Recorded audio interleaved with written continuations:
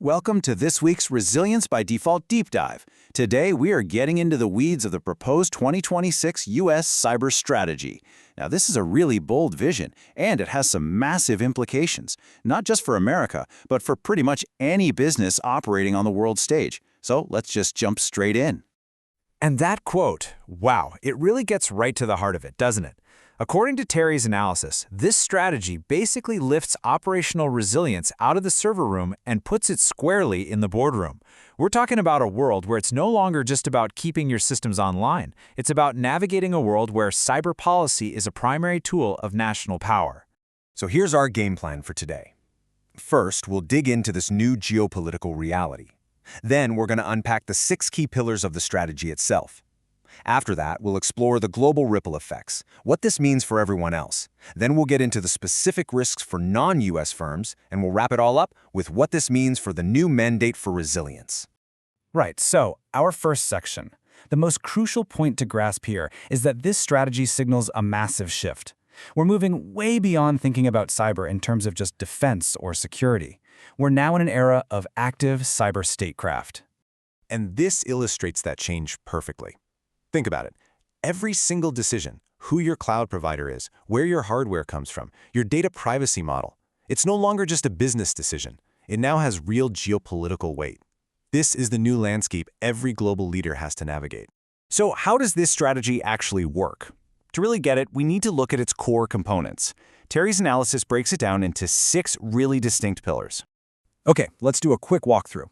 Pillar 1 is all about dominance, projecting power with both offensive and defensive cyber operations.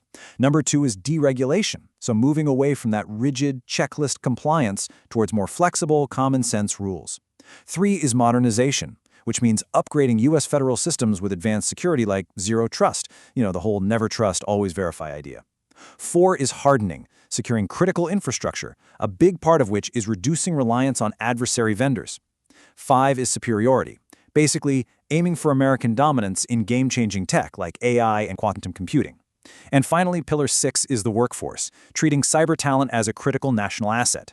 So those are the pillars, but what do they actually mean for your business, especially if you operate across borders?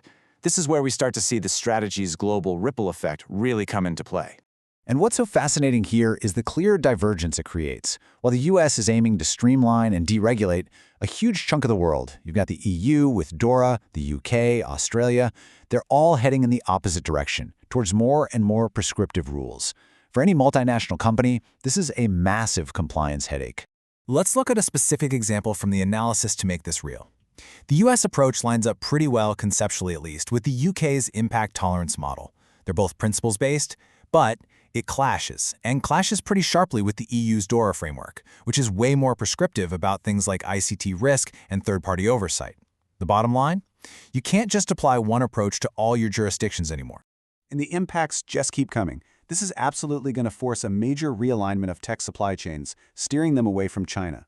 The focus on offensive cyber operations, well, that increases the risk of spillover attacks hitting global networks. We're also going to see more fragmentation in AI rules, forcing firms to navigate these competing US, EU, and Chinese models. And finally, you can expect a much bigger push for public-private partnerships on cyber intelligence.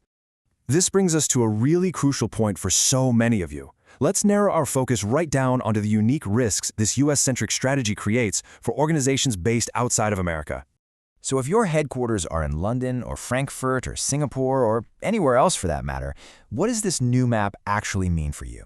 Well, the risks are pretty distinct, and they need some careful thought. Terry's analysis highlights 4 key risks here. First, you could face restrictions on accessing U.S. tech if your country isn't seen as being fully aligned. Second, you could literally risk being cut out of U.S. supply chains. Think about European cloud providers or Asian hardware makers. Then there's that regulatory clash over data we just mentioned. Think GDPR. And finally, there's the very real danger of just being caught in the crossfire of retaliatory cyber attacks. Okay, so we've laid out the strategy. We've looked at the global repercussions. Let's bring it all together. What is the ultimate call to action here? What is the resilience mandate in this new geopolitical era? This, for me, is the single most powerful conclusion from Terry's commentary.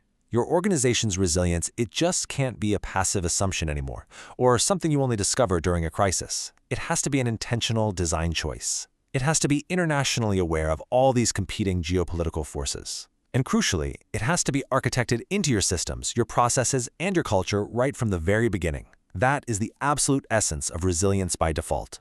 So we'll leave you with this final thought to chew on. Take a hard look at your own organization, your own plans and dependencies. Is your resilience strategy truly ready for this new reality? Is it actually built for a geopolitical world? Thanks for listening. Podcasts are released every Tuesday on Spotify and YouTube. Please like, subscribe, and repost. It really helps us build the channel and focus on what's important to you. And just a quick heads up, on Tuesday the 9th of June, the Resilience Association is having its 6th annual summit. This year's theme is Critical Third Parties, Strengthening the Backbone of Resilience. Terry will be there, so we hope to see you there too.